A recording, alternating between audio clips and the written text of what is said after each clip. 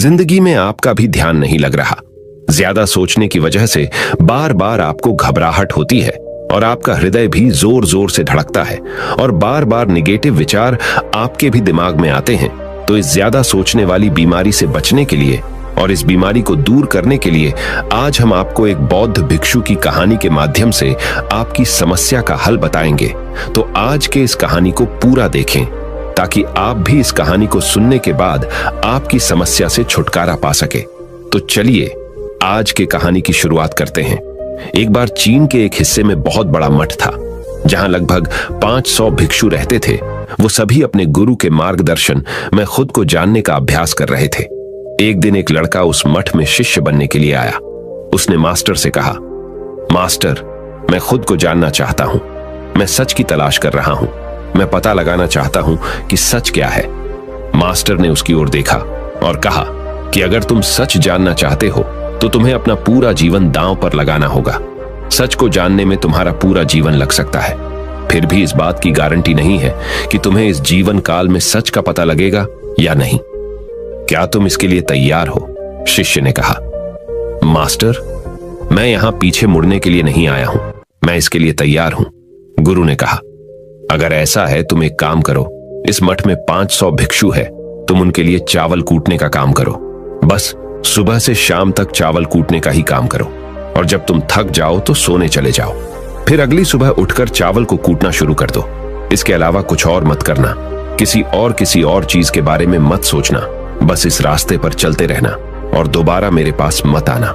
जरूरत पड़ने पर मैं खुद तुम्हारे पास आऊंगा। उस लड़के ने गुरु के आदेश का पालन करते हुए चावल कूटना शुरू कर दिया। उस मठ में 500 शिष्य थे। उन सभी को समय समय पर भोजन की आवश्यकता पड़ती थी, इसीलिए वह बहुत जल्दी उठ जाता था और रात को देर तक चावल कूटता रहता था। जब वह थक जाता तो उसी कमरे में सो जाता था जहां वो चावल कूटता था। वो किसी से बात नहीं करता था और ना ही कोई उससे बात करने के लिए उसके पास आता था। कुछ महीनों तक चावल कूटते हुए उसके मन में पुराने विचार आते रहे, लेकिन उन विचारों को कोई नया विषय नहीं मिला तो वह अपने आप ही मिट गए। धीरे धीरे उसके मन में विचार कम होने लगे। कुछ सालों के बाद तो वो अपना नाम तक ही भूल गया। वह हमेशा चुप रहता और विचारहीन अवस्था में बस चावल कूटता रहता। उसने ना तो कभी ध्यान किया था और ना कभी शास्त्र पढ़ा था। मठ के बाकी शिष्य उसे मूर्ख समझते थे। ऐसा करते हुए 12 साल बीत गए। 12 साल बाद एक दिन मास्टर ने घोषणा की, अब मेरा आखिरी समय आ रहा है और मुझे अपना उत्तराधिकारी चुनना है जो मेरे बाद मठ का मुखिया होगा।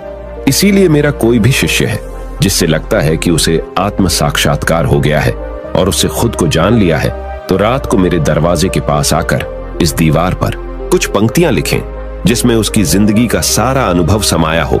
कई शिष्यों ने ऐसा करने के बारे में सोचा, पर मठ के प्रमुख शिष्यों में से एक ने वहां जाकर कुछ पंक्तियां लिखी। उसे बौद्ध धर्म ग्रंथों का बहुत ज्ञान था। सभी शिष्यों को लगता था कि वो इस मठ का उत्तराधिकारी बन सकता है। उसने लिखा था कि मन एक दर्पण की तरह है जिस पर विचारों और इच्छाओं की धूल जमा हो जाती है। इस धूल को हटाने के लिए ही ध्यान है। जिसकी धूल हट जाती है और मन का दर्पण साफ हो जाता है, वो मोक्ष को प्राप्त कर लेता है। अगली सुबह जब मास्टर उठे और उन्होंने इन पंक्तियों को देखा और उन्होंने कहा कि किस बेवकूफ ने यह सब कचरा मेरी दीवार पर लिखा है। वो शिष्य जिसने यह लिखा था वो चुप रहा। हालांकि उसने जो पंक्तियां लिखी थीं वो ज्ञान से भरी थीं, लेकिन यह सब किताबी ज्ञान था। वो शिष्य बहुत चालाक था।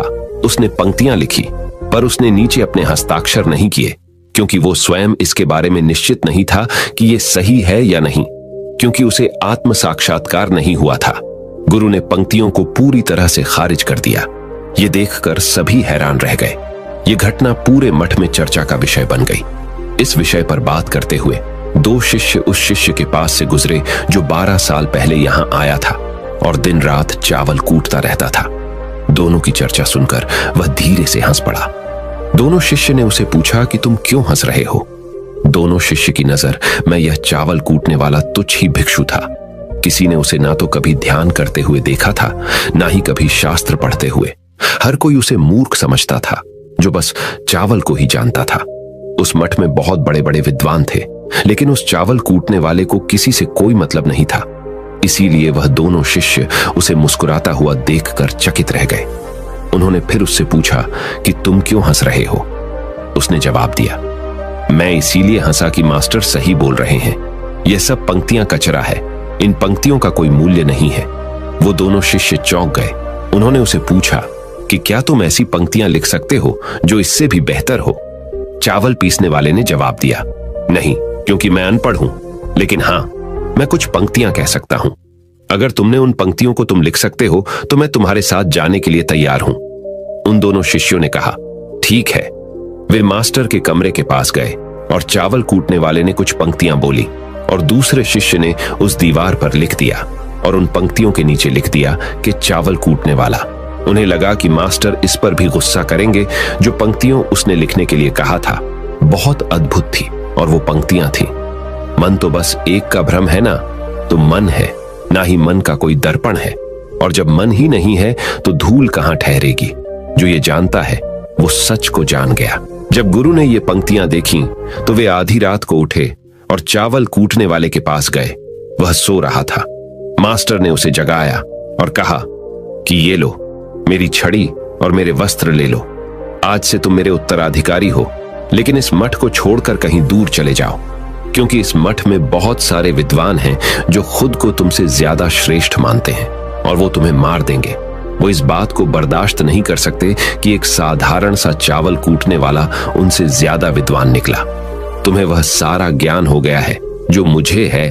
तुम्हें यह सारा ज्ञान चावल कूटते कूटते हुआ है, और मुझे पता है कि तुम जहां भी जाओगे लोग तुम्हारे पास आने लगेंगे, क्योंकि जब कोई फूल खिलता है तो उसकी महक हर तरफ फैलने लगती है। उसने अपने गुरु के पैर छुए और रात को ही वहां से चला गया। अगर हम अपनी जिंदगी में देखें तो पाएंगे बहुत से लोग सोचते हैं कि ध्यान केवल एक ही जगह बैठकर आंखें बंद कर कर ही किया जा सकता है, लेकिन हकीकत में ऐसा नहीं है। ध्यान तो चलते चलते भी किया जा सकता है, अपना कुछ काम करते हुए भी ध्यान किया जा सकता है। असल में ध्यान का मतलब यह है कि आप जो भी काम कर रहे हैं उसे अपनी शिद्दत से करें कि आपको आपके शरीर का ख्याल भी ना रहे। बिल्कुल उस चावल पीसने वाले की तरह जो चावल कूटने में इतना मग्न हो गया कि उसको खुद का कोई ख्याल ही नहीं रहा। उसने चावल कूटते हुए ही उसने आत्म साक्षात्कार प्राप्त कर लिया। हर समय वर्तमान में रहना और कुछ नहीं सोचना। मन तब तक ही है जब तक विचार है। जब विचार ही नहीं रहेंगे तो मन भी गायब हो जाएगा। जब मन ही नहीं रहेगा तभी तुम अपने आप को अच्छे से जान पाओगे। असल में हमें अपने वास्तविक रूप को जानने के लिए कोई अन्य साधना करने की आवश्यकता नहीं है। हम जो कुछ भी कर रहे हैं बस उसमें हमें पूरी तरह से खो जाने की जरूरत है। अपने काम में इस कदर से लीन हो जाओ कि आपका काम भी ध्यान बन जाए।